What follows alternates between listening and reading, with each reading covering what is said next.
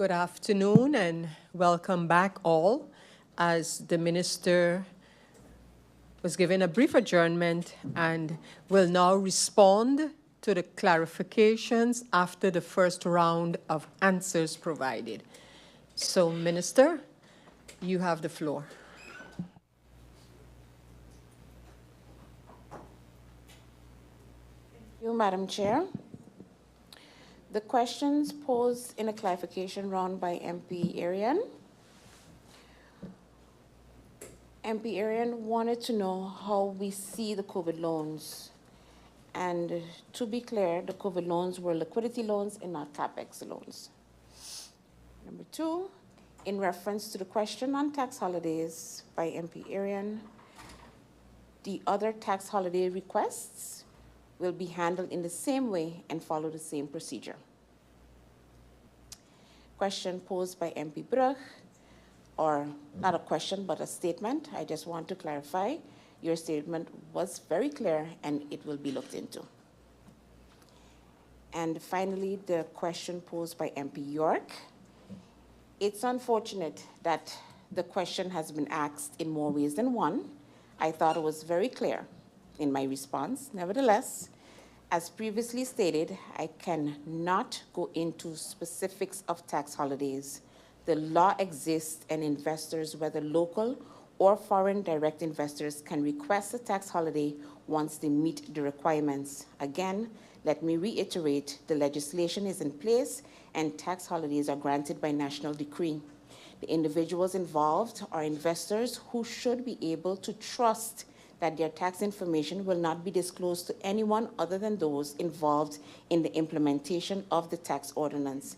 If this tax is breached, St. Martin could suffer significant damage to its image, which could negatively affect the investment climate in St. Martin. Therefore, I believe that in this case, the interests of those concerned in maintaining the confidentiality of their information is key. I thank you, Madam Chair. Thank you, Minister Gumbs, for those clarifications provided. This has brought us to the finalization of this part of the meeting, meaning the ministers are now answering, and the part that is finished in this round is the part of the Minister of Finance. So just a 2 minutes break as we change roles and seats for the next minister to answer questions. The next minister up is Minister Grisha Heyliger Marten, who will be addressing the questions in her capacity as Minister of TIAT. So just a brief adjournment, 2 minutes just to change roles. Meeting adjourned.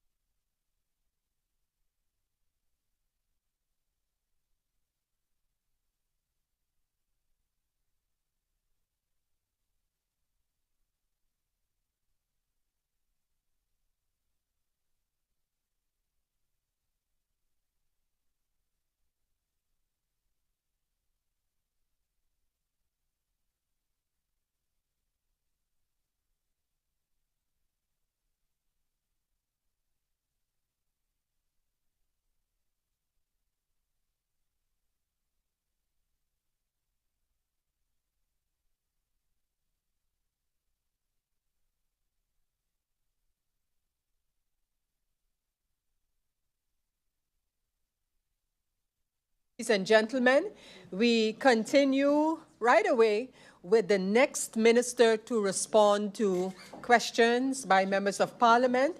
And speaking on behalf of the Ministry of TIAT is Minister of TIAT, Minister Grisha Heyliger Marten. Minister Heyliger, you have the floor for the answers regarding the TIAT ministry.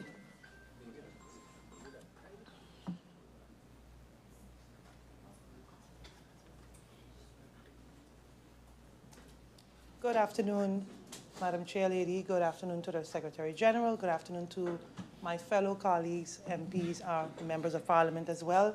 Good afternoon to those in the Tribune, and good afternoon to St. Martin's Sweet Swaliga.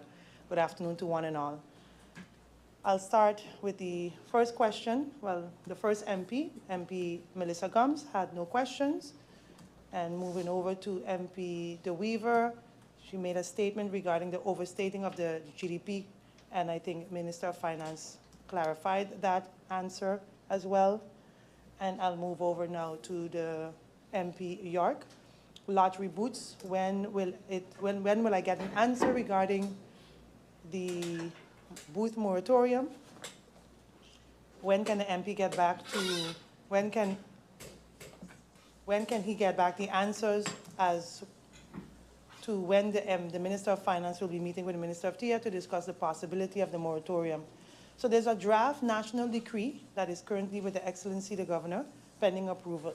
Once approved by the Governor, these regulations will have clarity, will have clearly defined the regulations for the lottery license holders, booth and point of sales. And this will also ensure fees are paid monthly and by extension assist with compliance of taxes. Once the decision process is completed, all required information will be made available via publications, and the lottery license holders will be granted the time to prepare for the new rules for their licenses.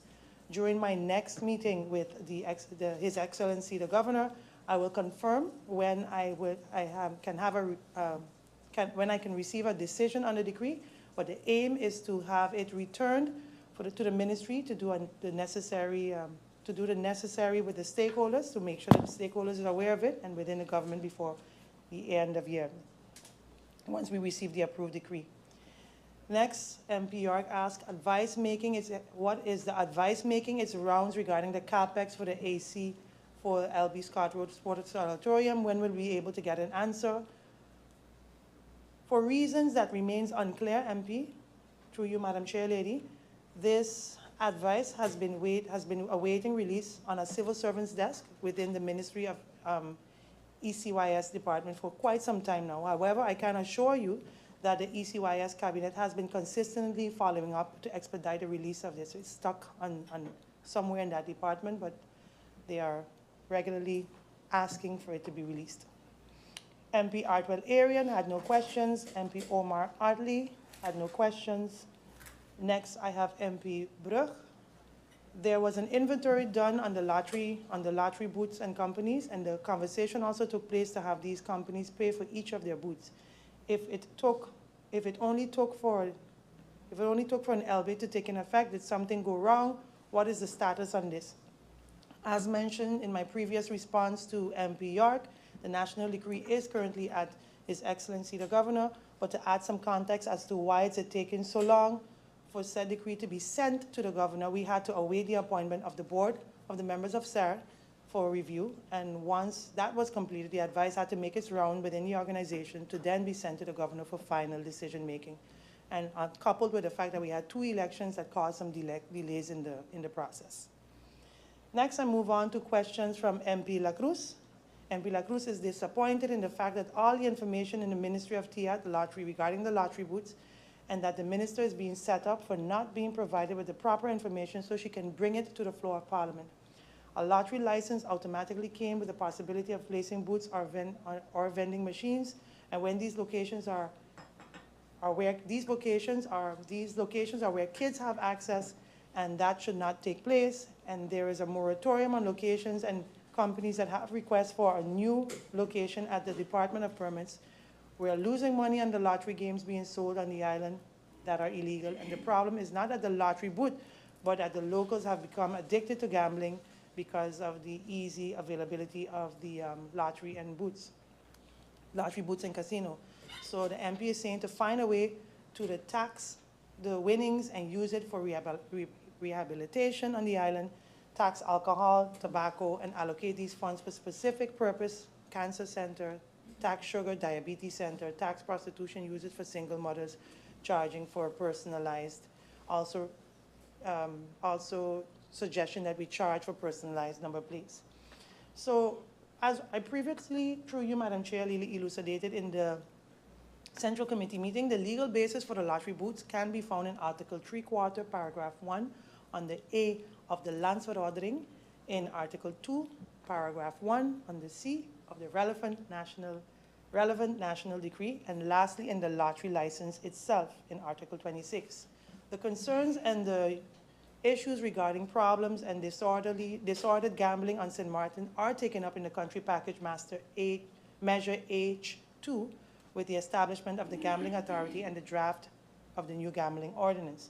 In regard to the other forms of possible revenue generations via taxes, do note that we did mention in an interministerial collaboration with Minister of TIAT and Finance to focus on fiscal reform, which is in turn will explore the various possibilities as to what will be a win-win scenario for government. And also, I remember stating earlier that I am also open to coming to Parliament and meeting with members of Parliament in perhaps a TIAT Central Committee meeting to have a discussion, a brainstorm session on how we could increase coffers. Any idea you bring is a win-win for St. Martin, so I'm open for that. And lastly, also mention that we are willing to take up, yes, exactly that. But in a nutshell, I said it correctly. Then I will move on to MP Roseberg, who had no questions. And then lastly, I will move on to MP Duran. MP Duran is asking, how much has the causeway caused the remainder that needs to be paid? So the causeway has driven the fuel class throughput, so from its inception, so how much has the causeway caused the people of St. Martin? So based on the consolidated loan, 35% of which is allocated to the causeway and financed at a 5% interest rate over 20 years, the entire loan is set to be fully repaid by 2033. The outstanding balance currently, as mentioned before in the Central Committee meeting, is 48 million, with an initial loan amount, the total was 51 million. So with that, so the causeway is 51 million. With that, Madam Chair, Lady, I have come to the end of the answers to the questions posed by the Member of Parliament and looking forward for any clarification they may have.